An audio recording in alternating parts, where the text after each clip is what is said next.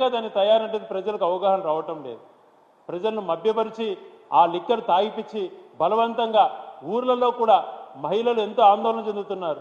ఈ ఊర్లలో కాదు, ఎక్కడైనా ఒక చోట ఊర్లో పెద్ద ఊర్లో ఉంటే పర్వాలేదు, కానీ ఇలా గ్రామీణ ప్రాంతాలలో చిల్లర అంగళ్ళ దగ్గర నుంచి ప్రతి చోట కూడా మద్యం సరఫరా చేస్తూ మరి ఆన్లైన్లో కూడా వాట్సాప్లో మెసేజ్ పెడితే ఇంటికి డోర్ డెలివరీ చేసేటువంటి ప్రయత్నాలు పోటీలు పడి ఇలాగా బెల్ట్ షాపులు పర్మిట్లు వాళ్ళకి ఇచ్చేసేసి ఇష్టానుసారం మద్యం సరఫరా చేసి అలవాటు లేని వాళ్ళు కూడా వాళ్ళకి అలవాటు చేపించే విధంగా ప్రయత్నం చేస్తూ వీళ్ళ యొక్క ఆదాయం కోసం ఇలాగ చేయడం ఎంతవరకు కరెక్ట్?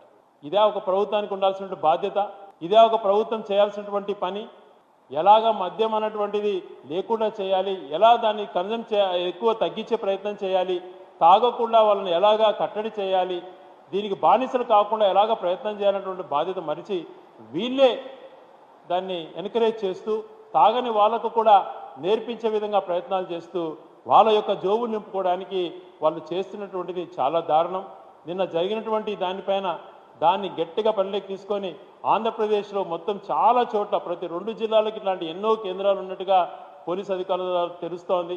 వీటన్నిటినీ కూడా వెంటనే సీజ్ చేసి దొంగ ప్రయత్నాలు గత ప్రభుత్వంలో ఇప్పుడు తెలిసిపోయింది, గతంలో ఎటువంటి తప్పిదం జరగలేదు, ఎటువంటి కల్తీ మద్యం సరఫరా చేయలేదు అని చెప్పి కేంద్ర ప్రభుత్వ నివేదికలో తెలిసింది. కాబట్టి ఈ ప్రభుత్వంలో ఈ 16 నెలల్లో ప్రజల యొక్క ఆరోగ్య స్థితిగతులు వీళ్ళు బెల్ట్ షాపులలో ఎక్కడైతే సప్లై చేశారో ఎక్కడైతే ఇస్తున్నారో వాళ్ళందరి ఆరోగ్య పరీక్షలు చేసే బాధ్యత కూడా ప్రభుత్వం తీసుకోవాలి. ఇప్పటికైనా ఈ కల్తీ మద్యం జరిగే దాంట్లో తప్పిదం ఒప్పుకొని గత ప్రభుత్వంని అన్యాయంగా మాట్లాడుతూ 16 నెలల కాలం గడిపినటువంటి అన్నీ కూడా అసత్యమైనటువంటిది మనకు స్పష్టమవుతోంది.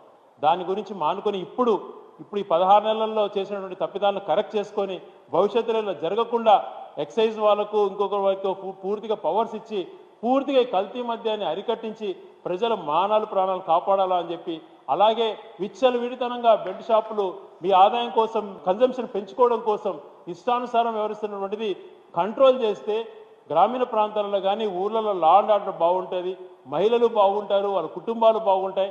అనవసరంగా మీ జోబులు నింపుకోవడం కోసం మీ ఆదాయాల కోసం ఇలాంటివి చేయొద్దు అని చెప్పి ప్రభుత్వాన్ని గట్టిగా డిమాండ్ చేస్తున్నాం.